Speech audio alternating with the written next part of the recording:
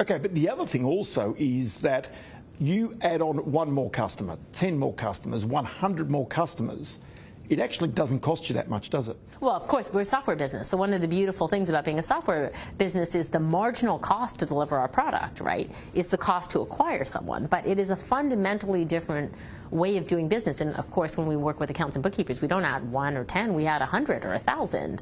And so I think you do need an economic model, quite frankly. And a software company, its benefit is its marginal cost of product, to your point, is very little. But you don't all even the sell, cost is but you don't even acquiring. sell software, do you? You don't even sell software. Well, we license software. It's like a rent. It's a rental model. Software as a service. That's right. So it's a rental model. So therefore, people are effectively renting that. So once they've got you, unless you're a competitor, unless I go to a competitor, you've got me for life. Well, I think you're hitting the important point on why Xero software is sticky, which is if we have your data and we keep adding more data over time that helps you run your business, to pick up that data and move it somewhere else, I mean, that is a harder row. So our churn reflects that, right? Whereas the real opportunity for us and for our small businesses, if we have your data, how do we give you more insight tomorrow than you had today? How do we give you the knowledge you need to make one smarter business decision a month from now, a year from now? And so I think our job is to be both good stewards of that data. That's the trade. That's the trade. You know, you can't just say, well, I have your data, so I have you locked in. Never. Like, be paranoid about your customer and the value you deliver for them.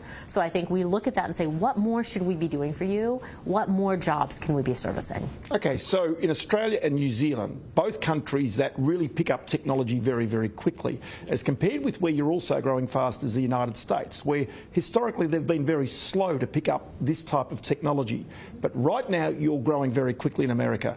Why are you growing quickly there? Well, first of all, in America, remember, it's the largest small business market in the world. So even if you say it's not adopting cloud services as fast, what we do know about that market is there are a lot of small businesses we can help, and we don't need the whole market. We just need to pick a sliver. So why are we growing fast? Because we picked a segment where our product really fits well. It's small businesses who are employing 1 to 20 employees, and quite frankly, for them, Xero software offers a lot of advantages. It is, of course, it's cloud enabled.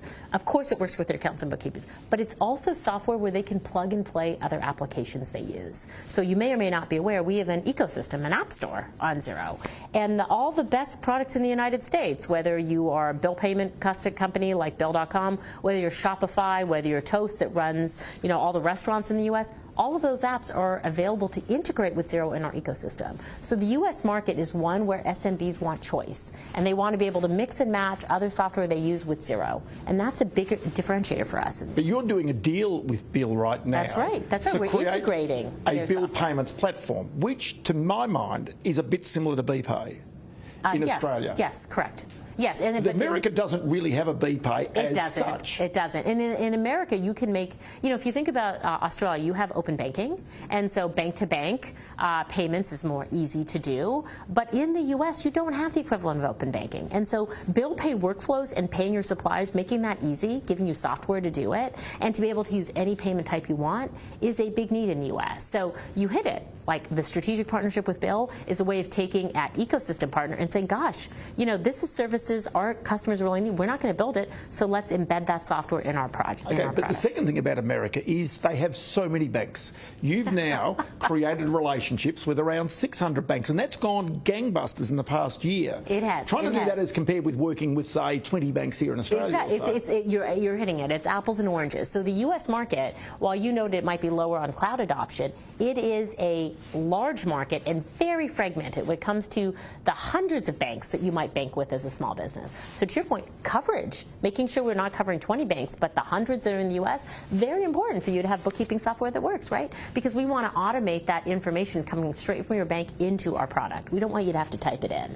And so these are all product enhancements that have been leading to our growth in the U.S. But as I said, one of the biggest things about the U.S. for us is we are what we'd call an open platform. We can work with all the other software you use in the SMB market in the U.S., and that's really important. Okay, so we talked about the fact that you've got the software as the base. Yes. So where are your real costs? Because if you're adding customers, it would seem that your growth exponential, your returns on the equity invested, also become really attractive. Yeah, Now, that doesn't mean we don't have any costs. The cost for us is in extending our functionality, right? So if you look at our product and technology costs as a component of all of our cost base, we are still investing. Why? Because we're trying to service more jobs. As we said, we're trying to keep adding functionality.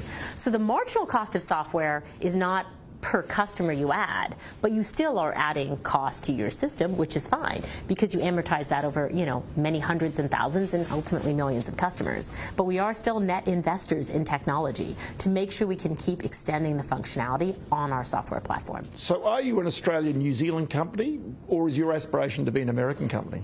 Our aspiration is not to be an American company. Our aspiration is to be one of the best run companies in the world in global SaaS with a unique heritage from Australia and New Zealand. Tell you what, it's good to chat to you. Many thanks for your time. Thank you.